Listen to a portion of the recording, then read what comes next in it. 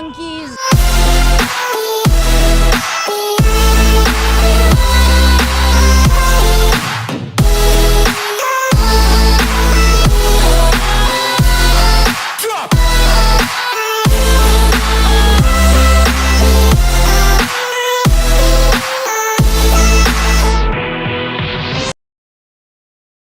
Yo, what is good, everybody? It's your boy Golden Falls Golden, what if, whatever you want to call me, and I am back. I'm back with a brand new series. Yes, I know I've been saying that I was gonna do Demon Slayer every other day. I changed my mind a lot. I even said that in a community tab post. I changed my mind a lot. I think I'm just gonna do whatever I really want. I got some Demon Slayer stuff out obviously this week. But I've been really having to grind for that Demon Slayer stuff. So it's been taking me a long time to do certain things. And I've been doing all movies, so it takes me a very long time to finish those series. Or that episode. So I decided I'm just going to hop in, do the first part of a brand new What If that I wanted to do. And yeah, I hope none of y'all are mad about that. But I'm not going to waste any more of your time. And let's get right into the what if. Let's get it. In a world where society began getting superpowers, other known as quirks, a world where heroes were known as the ideal job, that villains and heroes were the only thing that really mattered. If you were a police officer, a doctor, and anything else, you didn't matter as much to society. So if you were born without a quirk, there wasn't much you could do. And well, you were practically crucified for that. Having no quirk was basically a death sentence, a death wish. Something you couldn't control would hurt you so much in this society. And that is exactly what happened to this young boy. This young boy by the name of Izuku Midoriya was brought into this world without a quirk. At the age of 4, he went to the doctors with his mother, and well, the doctor deemed him to be quirkless. The kid was distraught. Izuku cried, and Inko walked in on him watching one of his favorite videos, All Might saving hundreds of people. Do you think I could still be like him? His mother walks over and gives him a big hug, and she's crying as well. Yes, I do believe, honey. I know you can. And I have a way for you to do just that. Izuku, just being a child, only at the age of 4, asks his mother what is it, and that he'll do anything. And that Inko then tells him that she knows someone that is very strong in his own right. And she could call him and ask for a favor and send Izuku away to train with him. Obviously, Izuku, being a young child, says yes, that he would love to do this, but she tells him that maybe when he's around 8 years old, she'll ask him again. And that's when he can truly decide if he wants to take this next step. So some time passes, and Izuku, over the next 4 years, begins getting bullied. But during this time of being bullied, his resolve gets greater and greater. His mother then approaches him once again about what she asked him 4 years ago. So, honey, is your answer still the same? Yes, Mom. I promise I'll be the greatest hero ever. I don't care that I don't have a quirk. Inko smiles and tells him that she'll basically give him a call. So, over the next couple days or so, she calls him, getting the go-ahead. And well, Izuku was then sent to America, and Inko's friend was currently waiting. He arrives at the address that was set for him and knocks, and somebody opens the door. You must be Inko's brat. What's your name again? Oh, it's... He cuts him off and says that it doesn't matter. Anyways, and to get settled, and they are going to start right away. Izuku was then enrolled into a school in America, but before and after school, all he would do is train. Wait, sir, I never asked you your name. Oh, just call me Kakashi-sensei. Over the next about 7 years, Izuku began going through the harshest training he has ever gone through in his life. It made PE in school look like it was nothing. He began learning something that was beyond just a quirk, quote unquote. It was known as chakra. Kakashi-sensei began teaching him the basics, being able to walk up trees, walk on water, and stuff like that. And Izuku slowly but surely began getting used to this. But Kakashi told him that learning chakra and how to use it was far beyond anything that they have ahead of them. He needs to learn more combat skills, situational awareness, and how to use various other techniques that himself knows. What kind of techniques? Kakashi then throws up some hand signs, and lightning begins to appear out of his hand. Like this, kid. Izuku is in complete awe at the fact that there's lightning in Kakashi's hand, and he asks him, what quirk does he have, and how is he doing that? Kid, I told you, I don't have a quirk. I basically don't even know what quirks are. This is something else, like I said.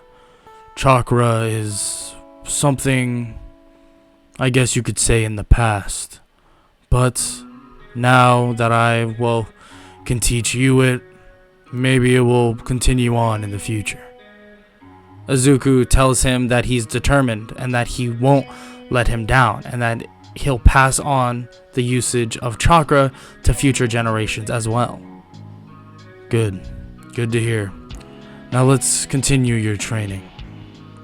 So for the next 7 years or so, Izuku trains in everything possible, anything he can learn in those 7 years, and eventually, with 5 months left until the UA entrance exam, he was able to finish up all the education he needed to basically qualify for the UA entrance exam. So Kakashi tells him that, his training is currently over, and to practice anything and everything he's ever been taught, and make sure to continue to sharpen his tools. Izuku thanks him, and hopes that one day they will meet again, and maybe Kakashi can come visit in the near future. I don't know, kid. We'll see. Not really a big fan of Japan. Izuku kinda laughs at this, and then he gets his ticket and hops on a plane. When he arrives, he's greeted by his mother, and his mother can barely recognize him. Izuku has grown up so much to this point, and he looks like an actual young man, being that he's actually about, I would say, 5'10" at this point, and he's pretty bulky. He's been training practically for the last 7 years straight, so it makes sense, how strong he has gotten. Inko asks him what type of training he has done, and he remembers back to all of the harsh training through complete and utter brutal beatdowns that he got from Kakashi himself, to eventually being able to keep up somewhat to what Kakashi is able to do physically, as well as in terms of taijutsu, ninjutsu, and all of the above. But he tells his mother that Kakashi told him that this training of his is never over. That even if it's not training with him, that it's going to be training by himself or with others. That knowing what only Kakashi knows won't be enough. That trying to develop your skills and sharpen them is just as important. And Izuku takes this to heart. Over the next 5 months, he obviously studies because he wants to make sure that he's good in terms of his mental capabilities, but also he begins trying to learn some of his own techniques. He begins training and trying to develop his own attacks and special moves, and eventually he's actually able to create one of his own. But he doesn't have quite good control over it, and well, it kind of drains him completely if used improperly. So after the 5 months, the UA entrance exam finally arrives. Izuku walks up to the giant auditorium and stares at it. Damn, this place is massive. There is not that many places like this in America. He walks up and he basically just is in complete shock and awe at how big the area is. All the schools he went to were very minor and small. And he even went to, well, his first year of high school there, which is 9th grade. And he didn't even realize that school to be that large. But this is like a whole new thing. This is like on the level of like a university. So he enters and he begins to basically just sit down at the number that was given to him. He listens in as President Mike begins to explain. Hey little listeners, first off we're going to be doing a written exam, so check the number on your card and head to the room. He does so, and Izuku heads to the room. He begins his test, and he realizes that it's not too difficult, but definitely not easy by any means. So he feels pretty confident about finishing it, but I mean personally, he feels that this test is a lot harder than anything he's really done in America. But luckily he did study a little bit during that 5-month span. After the written portion was done, after about 2 hours, everyone heads back to the auditorium.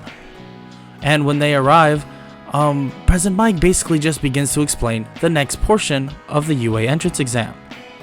Okay, little listeners, next up we have the practical. We're gonna have all of you be fighting robots. There's gonna be a 1-pointer, 2-pointer, 3-pointer, and even before President Mike can explain the very last robot, a blue-haired boy stands up, saying that it's very unprofessional to leave out a robot, and that he should be reported to UA for incompetency. And President Mike kinda stands there and bites his tongue, annoyed at this kid.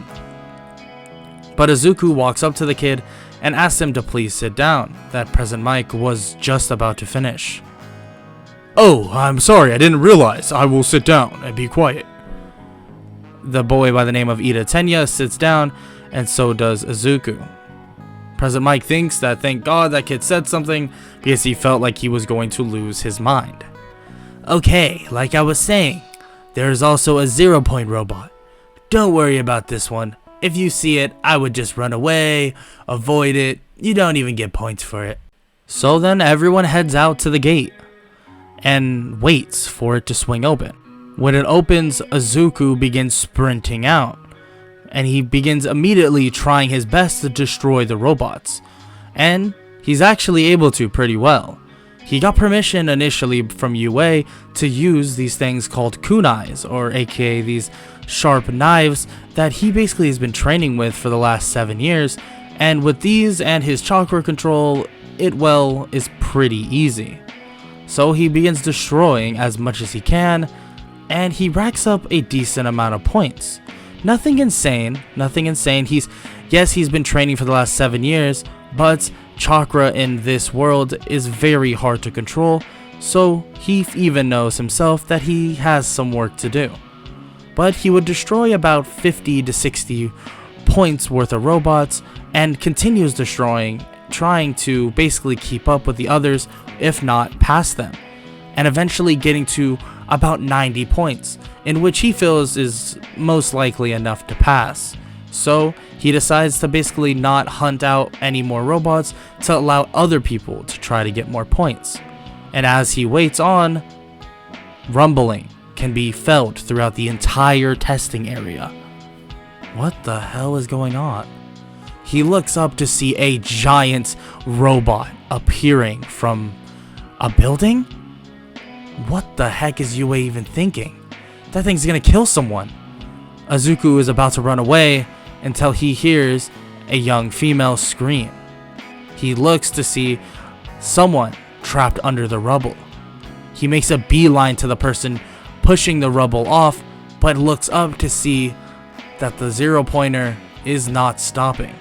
So he decides to use something that even Kakashi told him not to use. Kakashi a long time ago taught him how to use something other known as the lightning blade or Chidori, and he told Izuku that without his eyes' capabilities being higher than what they are right now, he won't be able to, well, control them based on a counterattack. And Izuku told him that he won't use this technique unless, well, it's in a dire situation. And Kakashi told him that he might as well not use it at all, because if he's using the technique, then he will most likely be put in a worse situation because of it. But Izuku realized that this is a robot. The robot is massive, and that this is the only chance. That robots must have circuitry within them. So, if he strikes it at just the right point, he might be able to fry it. So, he throws hand signs, and lightning begins to emerge from his hand. Even the teachers in the stand who are currently watching are shocked by this. Aizawa, what's that boy's quirk? Oh, let me check. It seems his quirk is... he's quirkless. How does that even make sense? Oh my, now that is interesting. Izuku then uses his Chidori and charges at the robot, punching a hole through it and hoping that he lands right on the prime area of where all the circuitry is, in which he didn't realize, but he didn't really need to aim. When he lands it, the entire robot begins to short circuit and falls backwards. Izuku falls on his back and begins panting. Oh yeah, that's pretty tiring. I'm tired. Okay. He gets up and helps the girl to her feet and carries her to Recovery Girl. He puts her down and she begins thanking him continuously, but he says that it's fine and he just walks away. She tries to ask for his name, but Midoriya was already gone. Okay, I just want to go home. This is ridiculous. At this point, well, Izuku isn't very good with social interactions. He didn't really do much socializing in high school, well, his 1 year of high school, and, well, didn't do much socializing over the 7 years other than with Kakashi. And, well, Kakashi is kind of not the best at socializing in the first place anyways, so that kind of rubbed off on him as well. He arrives at home and his mom actually asks him how he did. Yeah, I think I did pretty well. I'm just extremely exhausted. Oh, why is that? Oh, you know, the usual, sending lightning through robots. He walks upstairs and goes to sleep. Lightning through robots? Inko is confused, but then remembers that Kakashi did teach him those techniques. After some time, Izuku finally got his letter from UA, and when he opened it, a hologram began appearing. Izuku Midoriya, it's me, All Might, and I would like to tell you that you have made it into UA. You are enrolled in Class 1A, and not only that, you got the highest score in the entrance exam. The highest score? You may be questioning, highest score? Yo, you can hear me? All Might continues, and obviously it's a hologram and it can't hear him. But All Might explains that Izuku did get, well, less points than a couple people if you were just counting the robot points, which 90 wouldn't have got him first place. But defeating the giant 0-pointer and saving that girl gave him 60 more points, putting him at the #1 spots in the entrance exam. Whoa, no way. You know what? That actually does make sense though. Hero points? I mean, I don't know why I didn't even think of that in the first place. I just did it because I was trying to be heroic or whatever. Definitely something to keep in mind. He then tells his mother of, well, that he got in, and she's super excited for him. And, well, he's excited as well. So, the next day was the first day of, well, his hero journey. He enters Class 1A, and the first thing he sees is his childhood friend, Katsuki Bakugo. Oh my god, Kachan. Bakugo looks at him and tilts his head. The hell? Wait, are you Deku? How the hell you get in here? Oh, I got into UA. What do you mean how? I took the entrance exam. That's not what I mean, you damn nerd. I mean, you're quirkless. The people who are currently in class are shocked by this. That this kid, he's quirkless and he got into UA. Well, yeah, Kachan, I'm quirkless, but why do you think I left for like 7 years? I left to train so I can get here. But you're still questioning me being quirkless. I honestly don't get your mindset. Izuku then walks away and sits down. Bakugo is visibly confused. Midoriya has never talked to him this way at all. He's always been this shy and very timid kid, but now it's like he's socially awkward, but at the same time confident? No.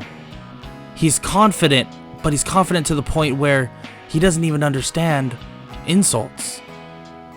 Bakugo ponders on this for a while and wonders who this new Izuku even is. Well, Izuku knows who he is.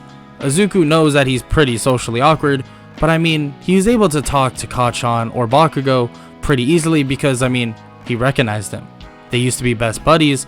Obviously, Bakugo bullied him a lot, but they used to be like as if they were brothers or best friends, so it was easy for him to talk to him.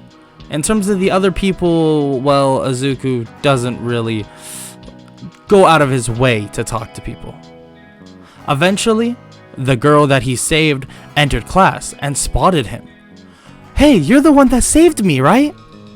Oh, yeah. Okay. Oh, I'm Ochaku Uraraka. I just wanted to introduce myself. Oh, Izuku Midoriya? Yeah, I saved you. You're welcome, I think? She kind of laughs at this and can tell that Izuku is a little, like I said, socially awkward until the teacher then arrives. Everyone shut up and sit down before I expel you. Alright, now listen up. Before you ask anything, orientation, not doing it. It's dumb, waste of time, okay? My name's Shota Aizawa. I will be your teacher for the next 3 years. If you got a problem with me, I can expel you now. Makes my life a lot easier. Now everyone get outside and we're going to be doing a quirk assessment. Hurry up. Everyone is kind of shocked by this, but Izuku kind of likes him. He reminds him of Kakashi in a way. But I mean, like, Kakashi was pretty serious in the beginning and then got a little bit more lighthearted toward the end of their training. So he actually enjoys the presence. It's like as if he was training under Kakashi once again. So they all head out and eventually Aizawa explains what they're doing. Listen, this is going to be like your physical exams in middle school. It's pretty simple. You're going to be throwing a ball as far as you can, yada yada, all this other stuff. But you're allowed to use your quirk. Let's see. Who got first in the entrance? You. He points at Izuku and throws the ball at him. You got first in the entrance exam. So throw the ball as far as you can or whatever. So Izuku does just that. He actually summons some blue orb in his hand. What he's using is more like a, well, imperfect Rasengan. He was able to learn the Chidori, but he actually wasn't able to perfect the Rasengan because, well, he didn't necessarily have enough time. Because a lot of the time he did use was basically to train his physical body, hand-to-hand combat, learning the basics. So really he didn't have enough time to master this technique. But the imperfect one, or the imperfect Rasengan, actually works perfect for, well, this situation. He uses it and throws the ball, and it gives the ball that extra push. Oh, 500 meters. Oh, that's pretty impressive. And you're quirkless too. That's pretty good, kid. Good job. Go back in line.